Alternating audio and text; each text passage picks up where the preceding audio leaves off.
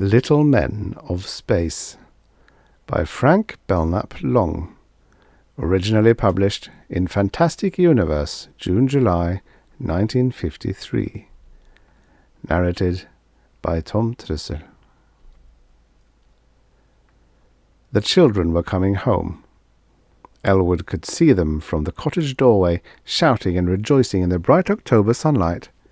They carried lunch baskets, and, as they came tripping toward him across the lawn, he was ready to believe that nothing in life could be quite as enchanting as the simple wonder of childhood itself, with its light-hearted merriment and freedom from care. He was ready to forget the laundry bills and the scuffed shoes, the father and son problems, all the tormenting lesser difficulties which could demolish parenthood as an exact science and turn it into a madcap adventure without rhyme or reason. Mary Ann was in the lead. She squealed with delight when she caught sight of her father's entranced face, as if by some miracle he had become all at once a gift-bestowing snowman, quite as remarkable as the hollow dolls, one within the other, which she had received from him as a goodwill offering on her last birthday. 11-year-old Melvin was more circumspect. In his son's eyes, John Elwood represented all the real values of life, in so far as they could be translated into model locomotives and bridge-building sets. But he knew his father to be a man of dignity who could not be easily cajoled. It was best to let his sister try first, and when she failed... For an instant, as he stared, Elwood found himself secretly envying his son. At 11:15, Melvin had a firm grasp of elementary physics. His feet were firmly planted on the ground, and he wasn't serious-minded enough yet to make the tragic mistakes that come with adult unsureness. Not the kind of mistakes which he, James Seton Elwood, had made with the moon rocket, for instance, or the mistake which he was making now by whimsically comparing the ages of his son and daughter to the moving hands of a clock. How absurd it was to think of Mary Ann as 7:15, when her budding feminine intuition made her as ageless as the Sphinx. All children were ageless, really, and it was absurd to imagine that they could be made to conform to any logical frame of reference, scientific or otherwise. Children were illogically imaginative, with a timelessness which gave them an edge on adults when it came to solving problems that required a fresh approach to reality. What was it Wordsworth had said? Trailing clouds of glory. "Daddy, Mr. Rayburn let us out early, so we could have a picnic. It would have been fun if Melvin hadn't spoiled everything. He ate up all the peanut butter sandwiches himself." "Tattletale." "He got in a fight, too. Freddie Mason didn't want to fight, but Melvin started it. I didn't." "You did. You know you did." "That's a lie." Elwood lowered his eyes and saw that both of his children were now as close to him as they could ever be. Mary Ann was tugging at his sleeve, begging him to take her part, and Melvin was appealing to him in man-to-man fashion, his contemptuous masculinity acting as a foil to his sister's feminine wiles. It was a grave crisis, and Elwood recognized it as such. Ordinarily, he would have shunned a cut-and-dried solution, but for once he had no choice. When children fall out, when you are backed into a corner and your authority totters, there is only one sure way to save yourself. Occupy their minds with something else. "You're spoiling the surprise, kiddies," Elwood said, striving to sound embittered. "It's been a lonesome hard day for me, but I kept telling myself you'd soon be home to share my triumph. I suppose I shouldn't say this, but your mother just doesn't understand me the way you do." "What is it, Daddy?" Mary Ann asked, a sudden warm solicitude in her gaze. "Yeah, Pop, tell us," Melvin chimed in. "The rocket is just about completed," Elwood said. He felt Mary Ann's hand tighten on his sleeve and realized with elation that she was a scientist's daughter to her fingertips. He was gratified quite as much by the sudden hiss of Melvin's indraw breath. "Come along, I'll show you," he said. Elwood derived the most intense pleasure from showing groups of visiting dignitaries, scientific big shots for the most part, through his basement laboratory. But when the dignitaries happened to be his own children, his elation knew no bounds. Down the basement stairs they trooped, Melvin to the right of him, Mary Ann to the left. A door opened with a gentle click, a light came on, and Melvin let out a yell which resounded through the house. "You've got the blast reflector set up, Pop!" The rocket stood out, silver on black at his base, with a dull shine where it tapered to catch and hold the light. It was not large as rockets go. It was barely 5 feet in height, a miracle of technical craftsmanship wrought by the unerring skill and scientific know-how of a very practical man with a family to support. But it had been built with an eye to beauty as well, and as the light glimmered and danced on its sloping vanes, it seemed as gracefully poised for flight as some half-mythical bird cast in metal by a long-vanished elfin race. As gracefully poised, and as shiningly beautiful. It was Mary Ann who broke the spell. "Daddy, will it really go to the moon?" Elwood looked down at his daughter and patted her tousled red-gold hair. "How many times must I tell you it isn't an experimental model?" he chided. "It was designed for actual spaceflight." "But, Daddy—" "If you've any more silly notions, you'd better get rid of them right now. You may never get another chance. Yesterday Melvin and I discussed the details as fellow scientists. Suppose you tell her just how much the government is contributing, son." $40,000, Melvin said promptly, rolling the figure over his tongue as though it had some mysterious magic of its own which could elevate him to man's estate, if he repeated it often enough. "A research grant," Elwood added, as if thinking aloud for his own benefit. "I had a tough time persuading them to let me do all the construction work right here in my own laboratory. I've probably cut more yards of official red tape than any odd duck since Archimedes." He smiled a little ruefully. "In case you're interested, I've had to pay through the nose for the technical assistance I've been getting.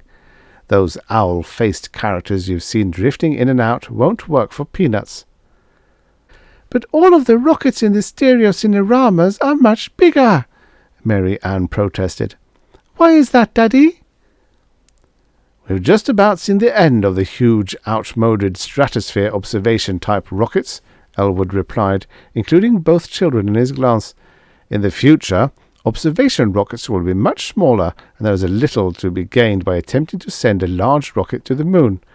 The cost would be 1,000 times as great." "But, Daddy, how could such a little rocket ever get as far as the moon?"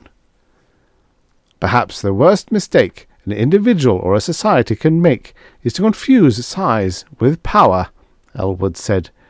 "There is a tiny bee which, in proportion to its size, can travel faster than our cleverest flight specialists in their jet planes." "But, Daddy—" "Don't look so incredulous, honey bunch. You remind me of your mother. Melvin knows just how much progress we've made in atomic research since Eniwetok. Tell her, son." "The primitive hydrogen bomb tested at Eniwetok laid the groundwork for the storage of vast amounts of nuclear power in blast compartments a few inches square," Melvin said pridefully. "We can now power a very small rocket designed for space flight with the equivalent of 50 million tons of TNT." "You left out one vital consideration, Melvin," Elwood said. "The automatic control factor." "Pop's right," Melvin said, confronting his sister almost accusingly. "The power won't be released all at once." "It will be released in successive stages," Elwood corroborated. "We hope eventually to regulate the stages, or steps as they are called, in such a way that other rockets, identical in design, will build up velocities approaching the speed of light." Elwood picked up an odd-looking instrument from the workbench against which he had been leaning.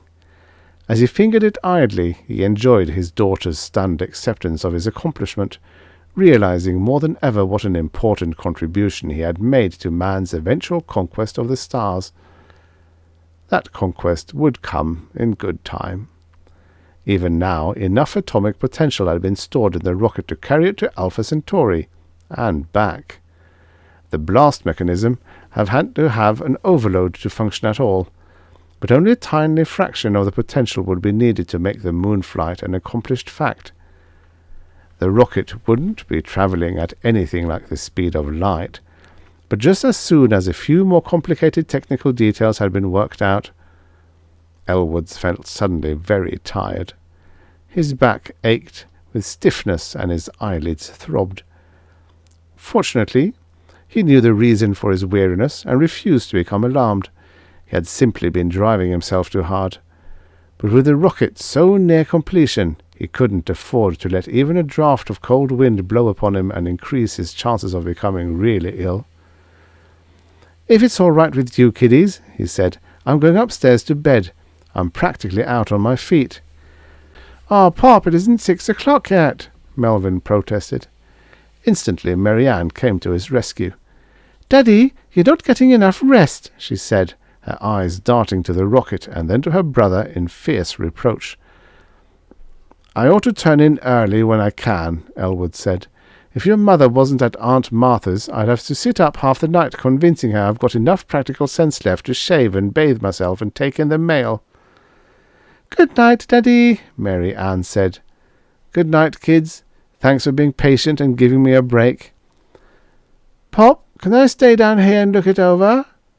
"Sure, Melvin. Stay as long as you like. I don't mind your puttering around a bit with the tools so long as you don't touch the rocket." Elwood's face grew suddenly strained. "Promise me you won't." "He won't," Mary Ann promised. She waited for her father's footsteps to echo hollowly on the floor above before she turned her ire full upon Melvin. "If I was a boy, I'd be more considerate of Daddy than you are," she exclaimed accusingly. "You don't care how tired he gets." "You're not a boy," Melvin retorted. "You never could be. What's the sense in fooling yourself?" "You just repeat everything he tells you," Mary Ann flared. "You're not so smart." "I'm smart enough to know that rocket could be sent further than the moon, right now." Mary Ann gasped. "You're crazy. Daddy knows what he's doing." "Sure he does. If he sent it as far as it could go, it would disappear in space. I couldn't prove anything, and he'd be in real trouble. They'd say he got rid of it because it wouldn't work, and kept the $40,000 for himself." "The Earth-child is right," a tiny voice said. "That rocket can and must carry us to our home planet. It's our last remaining hope." For an instant Melvin felt as if he had swallowed a goldfish. Something flopped in his throat, coldly and horribly, and through the voice rang clear in his ears. It seemed to come from deep inside his head. "He hears us," the voice said. "Before he sees us, we'd better train the beam on him. All Earth children are emotional, but the males are the hardest to control." It was Mary Ann who screamed in protest. She stood as if frozen, staring down with swiftly widening eyes at the 3 tiny men who had come striding into the room through the wall. They had come in with a blaze of light behind them, a shimmering of the wall itself that seemed to go right through to the other side. Mary Ann could have crushed them simply by raising her foot and bringing it down dead center above them, but their eyes warned her to be still. "Do not scream again, Earth-child," the eyes warned. "We are not as ugly as we seem to you, and your fright is very distasteful to us." Horribly ugly they seemed to Mary Ann. They were no larger than the white ivory pawns on the chessboard in her father's library, but they did not resemble pawns in the least. They were wrinkled and old-looking, and the cheapest doll she had would have cried with shame to be dressed as they were. She could have made out of an old handkerchief a better dress, with more tucks and seams to it, and no jack-in-the-box could have popped up to shiver and sway with such toothless, evil-eyed malice. A child can escape from a monster of the toy-maker's craft simply by drawing a line between the real and the imaginary. But Mary Ann could not escape from the little men facing her. There was no line to be drawn, and she knew it. The little men were alive, and they were staring at her now as she had never been stared at before, as if she were a stick of wood about to be thrown into a blazing fire which had been kindled for Melvin as well. Totally bald they were, with skins so shriveled that their small slitted eyes were buried in a maze of wrinkles.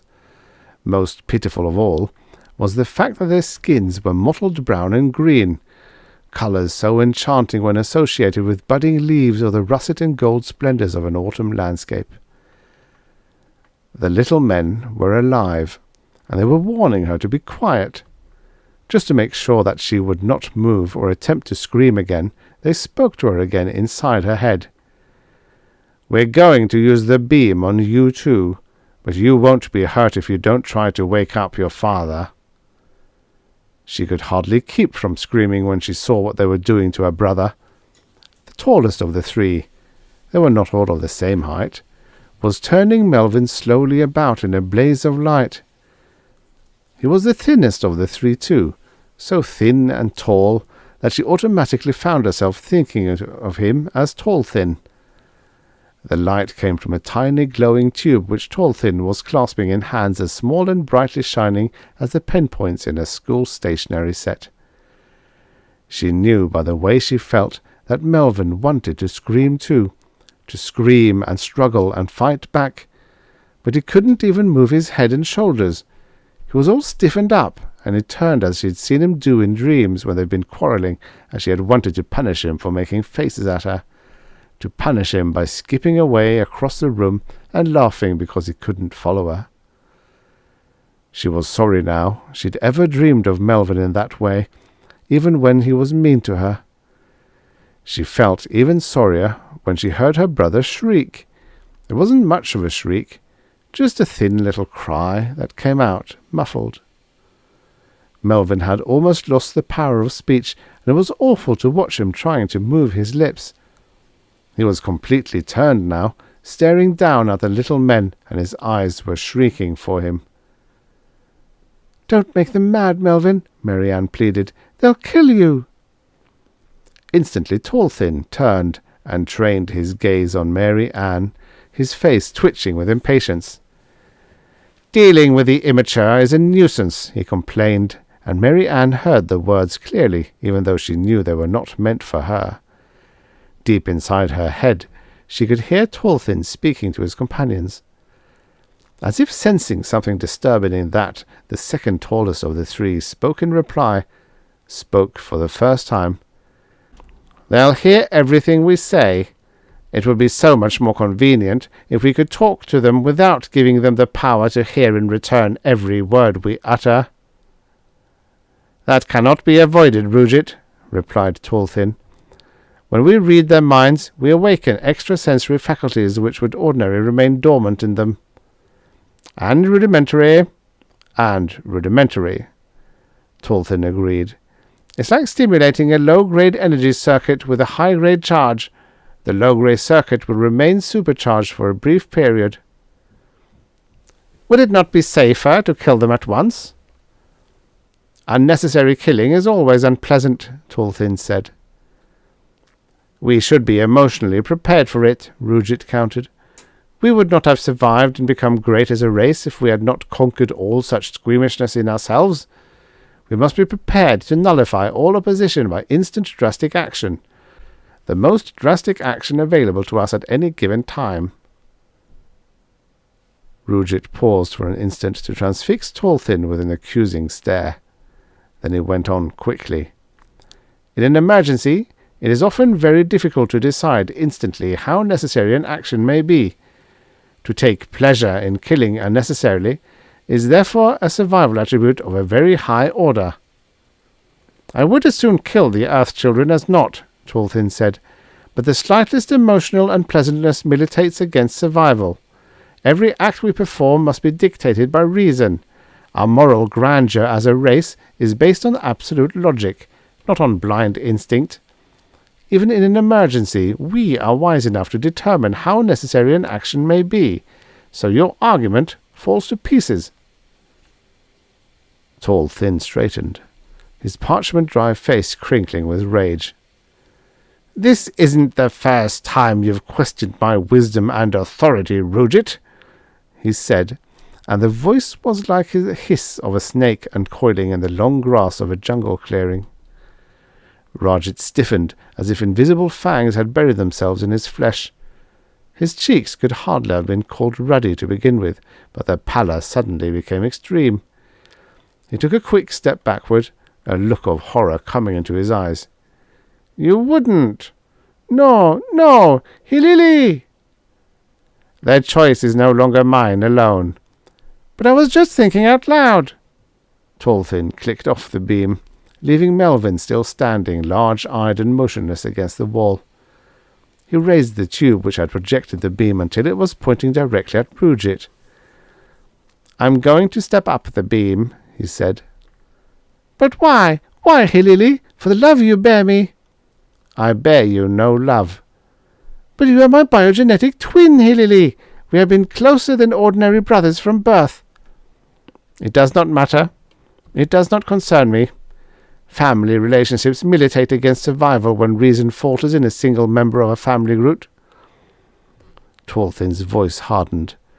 "We came to this planet for one purpose, to colonize it for the good of all.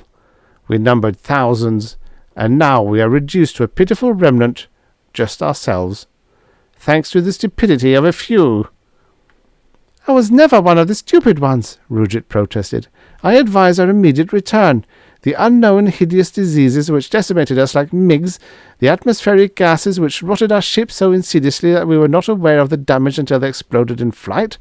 Remember, I kept insisting that we should not survive such hazards for long." "Your sound judgment in that respect was more than offset by a willful insistence we explore the entire planet," Tall-Thin countered.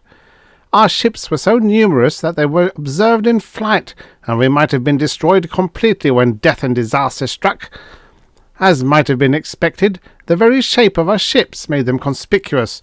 Fiery discs they must have seemed to the earth-dwellers, so terrifying that they would have eventually found a way to fathom the mystery and strike back. A perishing remnant of an advanced race has never yet succeeded in killing 2 billion primitives armed with Class C-type weapons." "But how could I have known it then?" "Ignorance is never an excuse." Tall-Thin's voice was a merciless rasp. "A well-organized, logical mind does not make such mistakes. Now we are facing utter disaster unless we can get back to our home planet and warn the 20 that it would be sheer madness to attempt to colonize this planet again without better disease-preventing safeguards and atmosphere-resisting metals. Such safeguards can and must be worked out." Tall-Thin paused, watching Melvin as if apprehensive that the praise he was about to bestow would be held against him to the detriment of his vanity. "Unfortunately, only 2 of us can go in this rocket, which has miraculously come into our possession. The primitive who constructed it, this Earth-child's progenitor, must have an almost Class B-type mind. Only 2 of us understand. But the survival of the wisest. I'm afraid I shall have to extinguish you, Roget." The tube lit up again, so brightly that Tall-Thin's hand was blotted out by the glare. Equally blotted out was Roget's face, but the rest of him did not vanish immediately. One arm disappeared, but not the other, and there was a yawning, dark gap between his knees and his waist. It might not have seemed so horrible if Roget had not shrieked first. The shriek had an outward-inward quality, echoing both inside the heads of the children and in the room as actual sound. Even Tall-Thin seemed shaken by it, as if in a race that had outgrown the need for physical speech there could be nothing more unnerving than anguish so expressed. Yet both the shriek and the almost instant blotting out of Roget's face were eclipsed in point of horror by the fading of the little man's legs. They faded, kicking and protesting and spasmodically convulsed, faded in a ruby-red glow that lingered for an instant in the still air like a slowly dissolving blood clot, then as slowly vanished. It was at that moment Marianne ceased to think as a child. She dug her knuckles into her mouth to keep from screaming, but the undaunted way in which her mind worked was a tribute to her forgetfulness of self. If he should do that to Melvin! Tall Thin must have sensed the loathing in her mind, for he turned with a grimace of rage and trained the beam full upon her, taking care, however, to alter the tube's destructive potential with a quick twist of his thumb. "A primitive would have been sorely tempted to kill you, Earth Child," he said. "Fortunately for you, we have a high and undeviating code of ethics." Back and forth over the children, Tall Thin played the beam, as if to make sure there would be no further unpleasantness from that source. Then he clicked off the tube again, and turned to his remaining companion, a little man who apparently believed that silence and good order were the foundation of all things. In a more primitive society, he would have been considered a stooge, but there appeared to be no such cultural concept in Tall Thin's scale of values. He spoke with the utmost respect, as if anyone who agreed with him automatically became as exalted as himself. "The primitive who constructed this rocket had a remarkable mind," he said. "We could not have constructed it, for every culture, no matter how primitive, had resources peculiar to itself." "That is very true, Hilili." Mary Ann tried to turn her head to look at Melvin, but her neck felt as stiff as when she had mumps, and everyone had felt sorry for her. She was sure that the little men did not feel in the least sorry, and all she could do was stare in helpless anger as they turned and scrambled into the rocket. Finally she did manage to turn her head, just far enough to see what Melvin was doing. Melvin wasn't moving at all. His head was lowered, and he was thinking. She knew that he was thinking by the look in his eyes. Melvin was silently thinking, and as she stared, she ceased to be afraid. She sat very still, waiting for Melvin to speak to her. Suddenly he did, deep inside her head. The little men had come from far, far away. They had come from a big cloud of stars in the sky called the Great Nebula in Andromeda. Nearly everything in the universe curved, and they had come spinning along the biggest curve of all in hundreds and hundreds of punched-out discs that glowed in the dark like Roman candles.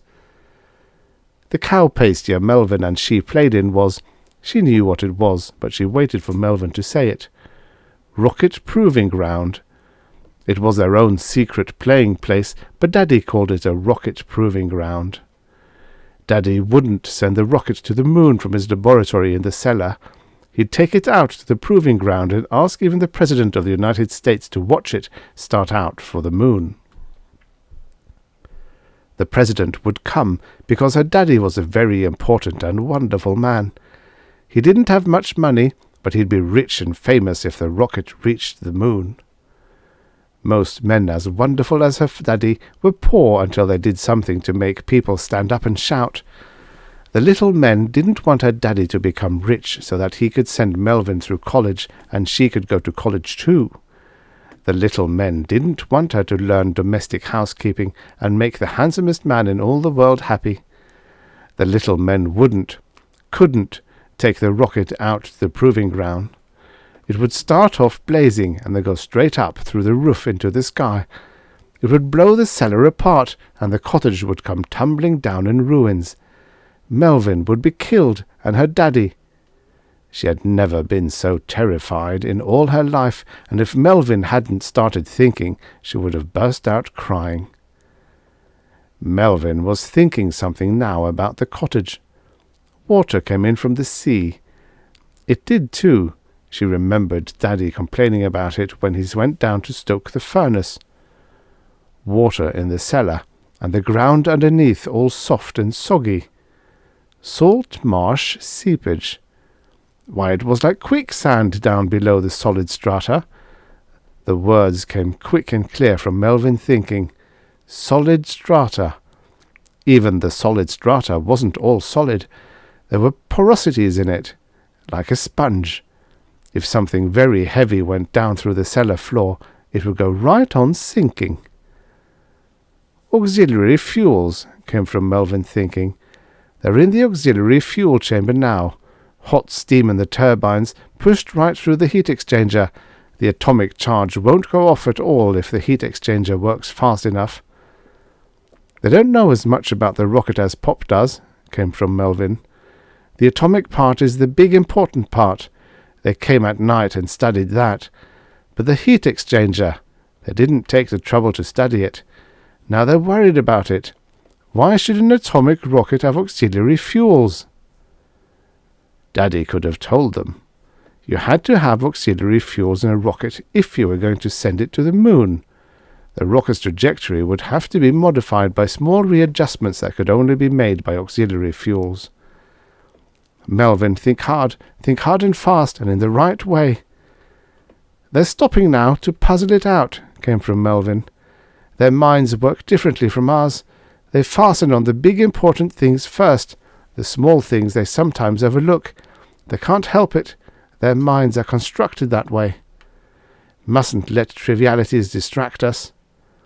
That's what they were thinking. And they were going to make a mistake. "They're going to move the wrong dial. I'm going to help them move the wrong dial. I want them to move the wrong dial. They must move the wrong dial." It began with a faint humming sound, nothing more. But something that couldn't have come from Melvin at all showered Mary Ann's mind with thoughts and emotions that were like a screaming inside her head. A continuous, terrified screaming that made her want to slap her hands to her ears to shut out the sound. The screaming stopped the instant the rocket began to vibrate. It stopped as abruptly as a jet of steam issuing from a suddenly clogged pipe. The humming changed to a droning, and the rocket vibrated so furiously that Mary Ann grew dizzy just watching it. With the dizziness came a terrible fear that the rocket would explode. It was like being bound to a chair, helpless, and knowing you couldn't possibly escape. She saw herself being blown up with the cottage, with Melvin screaming for her to save him. But nothing like that happened. The cottage shook a little. She was hurled forward, then to her knees. But the blast of heat which fanned her face was no worse than the blast from a furnace door swinging quickly open and shut. Straight down through the floor the rocket sank, with its base glowing white-hot. There were a sizzling and a hissing, and she could see flames dancing through the steam which kept rising in clouds until water gushed up in torrents and put the fire out. She shut her eyes then, and clenched her hands tight. She sat very still, waiting for Melvin to come to her. She felt a great and overwhelming need to lean on someone, to be consoled by a firm masculine voice speaking out bold and clear. The bursting strangeness was gone from inside her head. She could move again. She refused to try, but she knew that she could whenever she wanted to. Her thoughts were her own now, not Melvin's or Tallthin's. She started to cry very softly, and she was still crying when Melvin reached her side, helped her to her feet. "Mary Ann, I could see them moving around inside the rocket. I could even make them do what I wanted them to do. It happened as soon as they turned that ray on me. I couldn't move, but I knew what they were thinking." "So did I, Melvin," Mary Ann sobbed. "I knew what you were thinking too." "Yeah, we seemed to be talking together there for a minute, but not the way we're talking now." Mary Ann nodded. "I knew what you were thinking, and they knew what we—" Mary Ann stopped. "Melvin, you fooled them. Inside the ship they didn't hear us talking together. If they had heard us, they would not have made the mistake and turned the wrong dial." "Yeah, I know. I tried to throw up a mental block when we talked about the auxiliary fuel chamber and what would happen if the heat exchanger worked fast enough. I guess it worked. The mental block, I mean." "You bet it worked, Melvin. You wonderful Melvin." "You didn't think so when you told Pop about the sandwiches." "I didn't mean to be a nasty Melvin." "All right, skip it. Funny thing, I could never read anybody's thoughts before. It only lasted for a few minutes. I couldn't do it now." "They must have done something to us, Melvin." "I say they did. What's Pop going to think when he comes down here tomorrow and sees the rocket gone?" "I'm afraid he's going to be awfully mad, Melvin." There is perhaps no more striking illustration of the prophetic faculty at work in the world than when it appears full-blown in the occasional understatements of children. The next morning, Elwood didn't merely hurl the magazine at his son. He pointed first to the article, tapping furiously with his forefinger at Melvin's photograph while his breakfast grew cold at his elbow. "Melvin, I warned you to keep your hands off that rocket. I warned you not to touch it or jar it in any way, but you had to putter around until you did something to the heat exchanger dial. It's conduct like that which makes me realize how mistaken these journalist monkeys can be. A genius? You're no more of a genius." "Pop, you got to believe me," Melvin protested. "The little men are—" "Little men! My son is not only a genius," Elwood stressed the word with a biting sarcasm which was not lost on Melvin, "but a first-class liar. Here, read this article again. It was published 2 months ago, but I guess you didn't read it over often enough. It may shame you into going into a corner and giving yourself a thorough mental overhauling." Elwood tossed the magazine then, straight across the table at the disturbed Melvin. "If he's a liar, so am I," Mary Ann gasped in angry protest. "For a dozen years now, flying saucer rumours have been all over the place," Elwood said, glaring at both of his children. "I suppose it's only natural you should chatter occasionally about little men. All children do. But to use such imaginary companions as an excuse for an act of wanton destructiveness—" Melvin picked up the magazine almost automatically, solely to bolster his sagging self-esteem.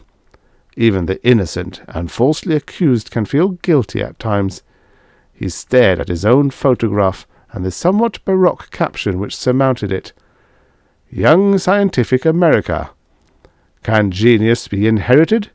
The distinguished accomplishments in nuclear physics and spaceflight theory by the father of the boy who has won the most coveted annual award available to American youth for all-around scientific achievement strengthens the arguments of those who believe that the bright, mysterious torch of genius can be passed on from father to son. But when interviewed, the youthful winner of the Seabury Medal modestly disclaimed, 'If I saw a little man, do you know what I'd do?' came in bitter reproach from the original holder of Melvin's inherited torch.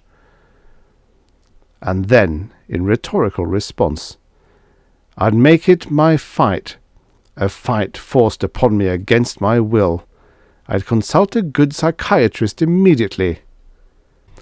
'I throw myself on your mercy,' a tiny voice said. 'I am unarmed, I am alone, and I am the last of my kind remaining alive on your planet.' Melvin stopped reading abruptly, flushing guiltily to the roots of his hair. He had been wishing that his father could see the little man, and now he was being punished for his thoughts in the cruelest possible way. The winner of the Seabury Medal knew that insanity was rare in childhood, but to hear imaginary voices— "He Lily thought he had extinguished me," the voice went on, "but by exerting my will to the utmost I managed to wave her back. I beg you, be merciful." The voice became almost pathetic in its tragic pleading. "You need no longer fear me, for I will soon die. Injured and weakened as I am, the disease organisms so fatal to my race are certain to kill me very quickly now." Melvin looked up then. So did Mary Ann. The little man stood on a bright mahogany sideboard, gleaming with all the primitive appurtenances of a Class C-type breakfast.